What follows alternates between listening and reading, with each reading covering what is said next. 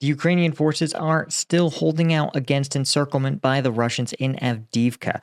Is this a test of Ukraine's new commander-in-chief? And is he threatening to make a critical mistake? I'm Paul, U.S. Army combat veteran. Let's talk about all of it. So here's the overall story, guys. In the past couple of days, and certainly in the last 24 hours, it sounds like Kremlin troops have made substantial gains in Avdiivka, but Ukrainian officers say their defenses are going to hold out. They reported, of course, Kremlin troops advancing hundreds of meters in Avdiivka, concentrated around the coke plant as well as some of the northern sectors of the front lines. Particularly notable because they are so urban. And this has put some pressure on the 00542 highway, which is, of course, the main Ukrainian supply route into and out of the town. Now, depending on which analysts you ask, pro-Russian analysts are saying that Ukrainian troops inside Avdiivka nearly encircled and have no reliable means of getting food or ammunition or evacuating casualties. But the Ukrainian forces are saying that while there is a lot of pressure going on in Avdiivka, the routes into and out of the city remain open. Of course, both sides are agreeing that there are massive air and artillery strikes, as well as drones, just absolutely brutal fighting taking place all across Avdiivka. And the question on everyone's mind is really what Commander or General, I think Colonel General Syrskyi is planning on doing. Of course, the commander of Ukrainian forces in the city itself have said that Russians are adding armor more and more often to its attacks by infantry groups, but Ukrainian defenses are holding. They also say that there are fresh troops who've just entered combat and are still taking prisoners. And I think this is maybe an indicator of what's really going on in Avdiivka. Right?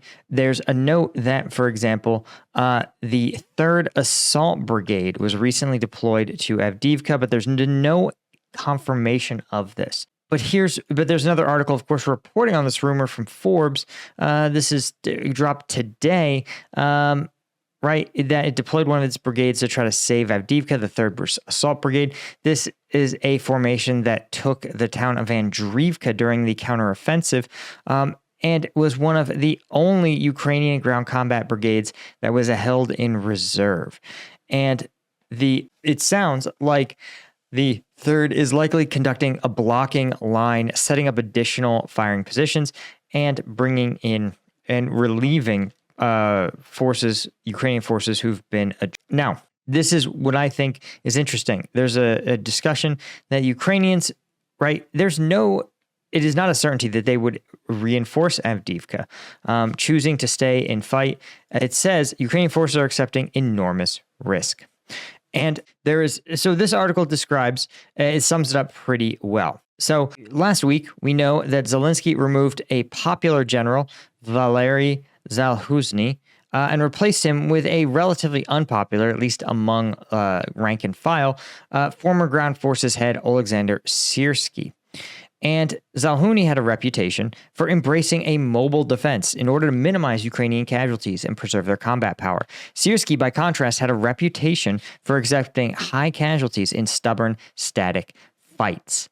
And this is sort of the million-dollar question, is what you're going to do about it. Now, if you want to look at what the fighting actually looks like on the ground, guys, later today, actually, I'm going to be doing a deep dive analysis. We're going to watch the footage of the Ukrainian Foreign Legion clearing Russian trenches in Avdiivka. But I can't show it here, obviously, because YouTube's terms of service, but it's going to be on my website for members. Any one of these tiers is going to get you access to the twice weekly uncensored combat footage where we get to look really at the ground level perspective of these fights. So if you want to support the channel, keep me independent, again, become a member, get access to this exclusive content at combatvetnews.com. Link is in the description.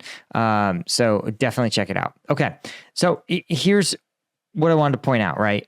is we can see here in Avdiivka, as you can see, right? There's really only one highway left leading into or out of the city. Excuse me. Sorry. Well, here, and basically this one is the only route in and out. So for Avdiivka, for the defenders inside Avdiivka, who are also subject to a lot of Russian pressure, you can see they've been trying to take this southeastern corner for some time, as well as put pressure in from Optina. It's a lot of pressure these defenders are under. And the choice is, do you turn this into a Bakhmut-style fight? Do you try to grind the Russians out in this region here? Or do you conduct a defense in depth? Do you begin to strategically withdraw your forces while inflicting maximum casualties on Russian forces as they kind of advance across these open ground? And then when the Russians you've completed your withdrawal, you have prepared fighting positions where the Russians are going to have to go back to square one and assume massive casualties? Or do you just simply try to bait the Russians into this fight and attrit them down even further? That's the million-dollar question. And if we're honest about everything, right, does Ukraine have to be much more efficient with its resources than Russia? The answer is yes.